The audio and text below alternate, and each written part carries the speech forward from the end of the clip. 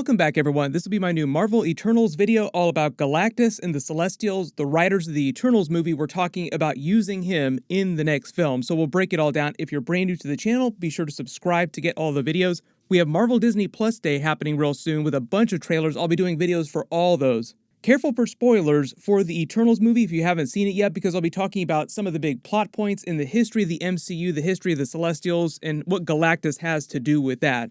But since the movie has come out, the writers of the movie have been talking about bringing Galactus into the MCU and doing him in Eternals 2, the sequel movie, and how he sort of figures into their cosmic MCU plans for where they're taking things during Marvel Phase 4 and Marvel Phase 5 on a larger Avengers level scale. There were a lot of theories that they would use Galactus as a sort of Avengers 5 or Avengers 6 kind of villain because he is that big, and we're doing a new Fantastic Four franchise, so everybody's kind of been thinking about him in the background. But this is what the Marvel writers said. They said, Galactus is an amazing character and villain. We are obviously setting the stage for intergalactic cosmic megalith confrontations, especially when you kill a space god, talking about the plot of the Eternals movie and them kind of killing Tiamat. Effectively, he's dead. They turned him to stone, so he's supposed to be dead. And then the space god comes and kidnaps you and plans to judge Earth. I think the door is very much open for world-eating villains. Technically, Galactus doesn't eat worlds, he eats the cosmic energy inside worlds, but they call him the Hunger, so it feels kind of like he's eating a planet. Then they go on to say there's definitely conversations about these post-credit sequences about what they're introducing, where we're going. Galactus is one of those iconic figures of the Marvel Universe that we're excited to see, but sometimes I think you leave yourself open, you leave the doors open, and who knows what's happening in number 2. Maybe you're too busy saving a Celestial from Galactus that you end up incurring his wrath. Anything is possible. That should answer all your questions about why Galactus didn't show up in a post-credit scene. It sounds like they thought about it, but it was just a little too soon to actually bring him into the MCU because we haven't seen Silver Surfer yet, and they haven't done the new Fantastic Four movie yet. But clearly the Eternals writers have had a lot of conversations with Marvel behind the scenes about how they'd use Galactus in the next movie. The plot that he explains there might change a little, but he's suggesting that Galactus would actually be fighting the Celestials just because of these big megalith cosmic confrontations that they're talking about. There aren't that many characters that are physically as large as Galactus and the Celestials, but they're about the same size. Like Galactus, about the same size as Arishem the Judge. Sort of like Godzilla vs. Kong, but make it Marvel and make it outer space. The arrogance of man is thinking nature is in our control, and not the other way around. Let them fight.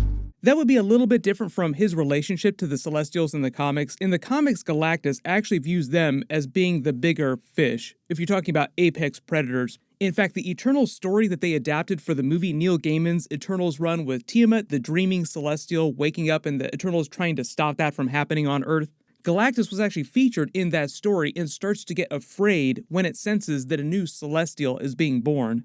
But based on what the Eternals writers said, it sounds like in the MCU, they're going to be using Galactus in a slightly different way, making him more powerful than the Celestials, or at least as powerful. Even in the comics, the reason why he's so powerful is because Galactus is technically the combination of two different characters. So he's a combination of the scientist Galen from the previous version of the universe. He survived the Big Bang because he merged with the 6th version of Eternity before it died and became the 7th version, like the current version of Eternity. If you're not familiar with the concept of Eternity, I've mentioned him in previous Eternals videos. They talk about him during Guardians of the Galaxy 2. They mention the concept Eternity several times during the Eternals movie, but never talk about it as if it's an actual character yet. I see it. Eternity. There's a lot of lies that they learn about during the Eternals movie about their origins and the Celestials, what they're really doing in the universe. So there's this whole idea that the Celestials just didn't burst out of nothingness. Something actually created it, and that something was Eternity. It's meant to be the living embodiment of the universe and the multiverse. At the beginning of the movie, Cersei gives this big lecture to her students at the Natural History Museum about apex predators.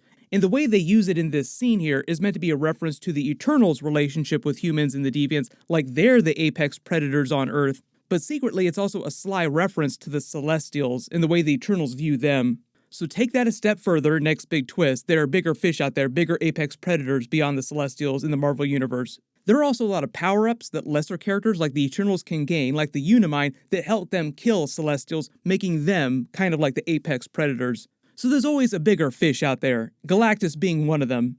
The plot that the Eternals writers teased here, the Eternals themselves saving a Celestial from Galactus, they didn't say if it's a fully grown Celestial or if it's saving Celestial seeds in planets from Galactus, but his whole thing is consuming planets rich in cosmic energy. He doesn't actually eat the planets themselves, like I said, he just sucks the cosmic energy out of them. And planets with Celestial seeds in the MCU would be super rich in that kind of energy, like a tasty Galactus snack. And since the Eternals movie just sets up so much cosmic history of the MCU, it makes sense that they'd also use Galactus in some way or incorporate him into the Celestials' overarching story going forward. But it's kind of like the backstory for Ego the Living Planet. So in the comics, Ego the Living Planet is not a Celestial, but they made him a Celestial inside the MCU. I'm what's called a Celestial, sweetheart. So we'll see if Marvel decides to change that for Galactus' backstory. But he is a little bit different.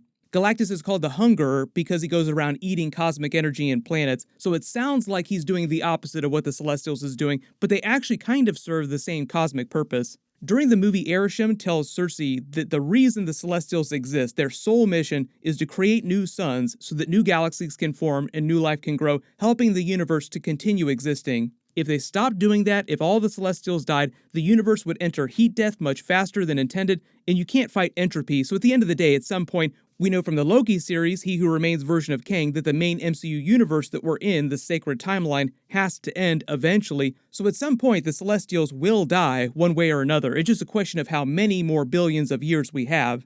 During the opening crawl of the movie, also the first opening crawl that Marvel's ever done, they imply that Arishem the Judge was created before the 6 singularities that formed into the Infinity Stones, predating the Big Bang. So unless Arishem is lying, that means that he predates the universe. He existed in the void of nothingness, chaos, where the Dark Elves came from. Galactus is also a character who technically predates the MCU universe as we know it now, because he comes from the previous version of the universe and was sort of the He Who Remains of that universe. There's this concept of the cycle of Big Bangs, the cycle of cosmic renewal, where the Big Bang happens, universe slowly forms. Obviously, we have a Marvel multiverse now, so this is happening in many different universes. But as the universe forms, billions of years later, it eventually goes into heat death, contracts into itself, and eventually goes through another Big Bang cycle, and a new universe is born, becoming a totally different version than the one before.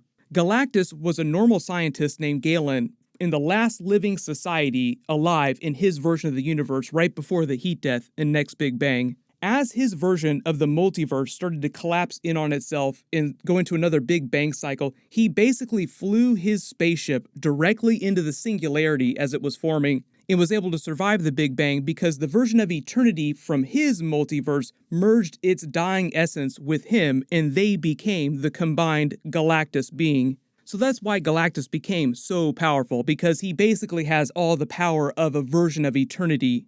But even though most stories use Galactus as the antagonist, he's technically not a villain. It's the same thing with the Celestials. The Celestials aren't meant to be good or evil, they just serve this grand cosmic purpose. The funny thing about Galactus too, to sort of bring this back around to Thanos and his plan to balance the universe, is that's also kind of what Galactus does when he consumes planets. The scale is again in balance.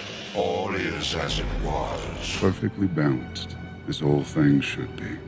He's kind of like a cosmic farmer doing controlled burns on fields, helping enrich the soil to make new crops grow stronger, faster. People do the same thing in real life with big patches of dead trees to help larger forests continue living.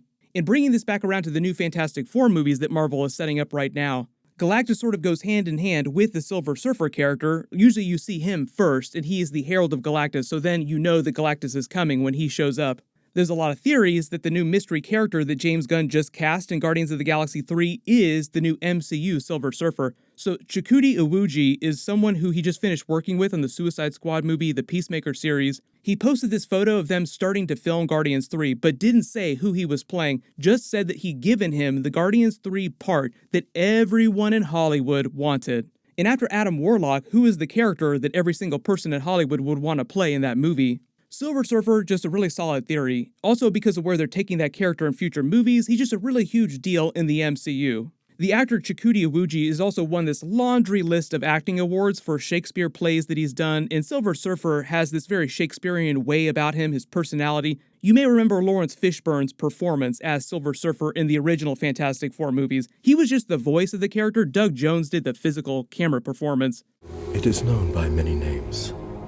My people called it Galactus, the devourer of worlds. If you don't know what's going on with the new Fantastic Four reboot movie that Marvel's doing, they're actually doing it with Jon Watts, the director of Spider-Man No Way Home, and all the MCU Spider-Man movies. A lot of you have also theorized that Galactus would become a future Avengers villain like Avengers 5, Marvel Phase 5, Avengers 6, beyond. Why would Galactus come to Earth? Well, now we have a dead Celestial full of cosmic energy just sitting inside what seems like the Indian Ocean. Think of Galactus as sort of like the cosmic janitor. Let me come clean that up for you. My early theory right now for the first time we actually see Galactus for real in the MCU, or the first time they actually tease him, would be one of the new Fantastic Four movies post-credit scenes. Like the new Fantastic Four movie introduces the new team, what their big mission's going to be. They use one of the post-credit scenes as a sort of Avengers 5, Avengers 6 lead-in for larger cosmic Avengers-level threats like Galactus.